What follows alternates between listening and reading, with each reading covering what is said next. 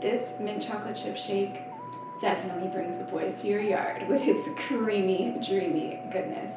But you are not gonna find any ice cream in this shake, just whole food, plant-based ingredients. Welcome back. Before we get started, I just have to thank Tess Chalice for letting me share this recipe with you guys. She is the absolute queen of transforming whole food, plant-based ingredients into just pure deliciousness, and this recipe comes from her 9th cookbook, Food Joy, which is out now. Full disclosure, she did send me a copy of this book for free, but she is not paying me to say this. It is really just that good.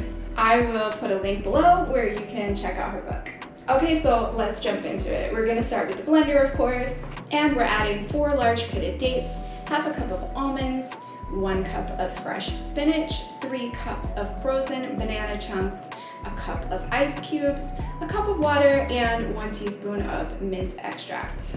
And just go ahead and blend that until it's all smooth and creamy. Then we're gonna add our chocolate chips, which in this case are 2 tablespoons of cacao nibs. And we're just gonna pulse the blender until the nibs are mixed in, but we don't wanna blend them up. Okay, now we're at the fun part. We are going to get our glass and drizzle in some chocolate syrup. You could use a healthy sugar-free version or whatever you like. And that's it. Just pour in the shake. I'm actually adding a little bit of whipped cream on top, which I made in my stand mixer with some aquafaba and maple syrup.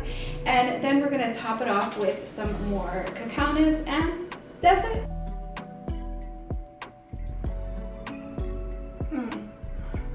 That's all I got for this one. Thank you so much for watching, and I'll see you in the next one.